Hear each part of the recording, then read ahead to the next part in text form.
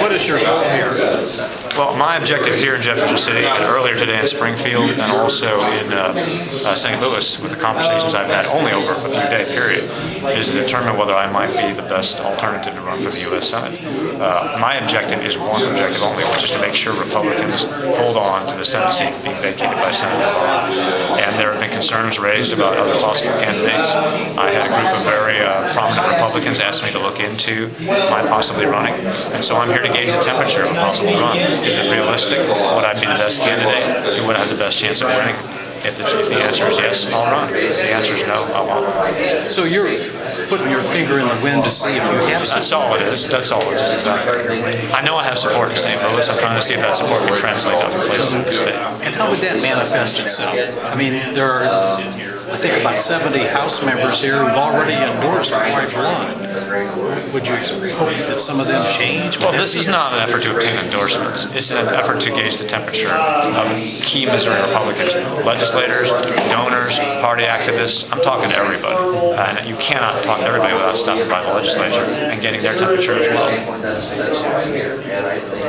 Do they ask you what your position's on? Absolutely. They want to know what my position is on the Obama onslaught on free enterprise, on the $22 trillion worth of debt we're going to have after 8 years of President Obama.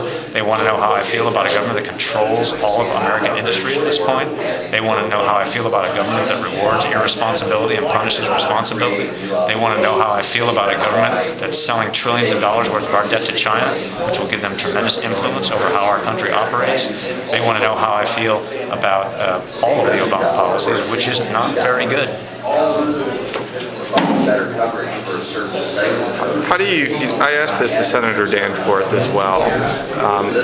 He's saying the fact that you've never run for office is a benefit because you haven't possibly been tainted by whatever's going on in Washington. But the flip side of this is both Roy Blunt and Sarah Stillman have garnered significant political organizations and support, fundraising support that you obviously might not have had. So how do you deal with that? Well, I mean, what I'm hearing from so many of the people I talk to across the state is we need a fresh face, a new person in the race. You can't have a fresh face who's also well known. I mean, they're mutually exclusive. Mm-hmm. So if I'm going to be the fresh face, the new person in the race, my objective is to get myself out. I'm not worried about the fundraising. I have some very, very generous backers. What I need to do is look around and see whether there is room in the race for a new person, whether people really do want a fresh face in this race, whether they do think a new person would be the most likely to win. And if that's the case, then I'll go out and I will raise money, and people will know who I am pretty soon.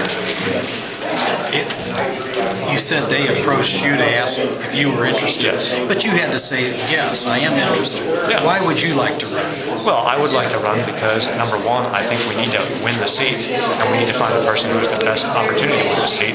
I believe that I would have the best chance of beating Robin Carnahan and anybody who has considered running. I have a lot of experience both in foreign policy and the economy, and so that's why I said yes, I consider it. I am very worried about losing this seat, about one-party rule in Missouri, about one-party rule on the national level, and if I'm the guy that can help prevent that, I will do it. And as I said, Terry, if I'm not the guy, I won't do it. Is it because you are the fresh face that does not have perhaps baggage that Roy Blunt may have that makes you think you would be the better candidate?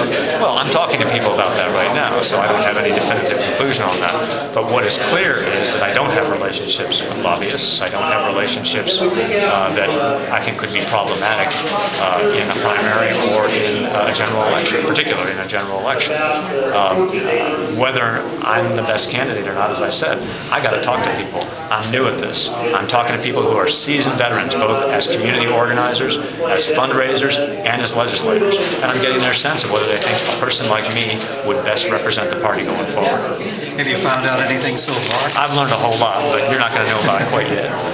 In those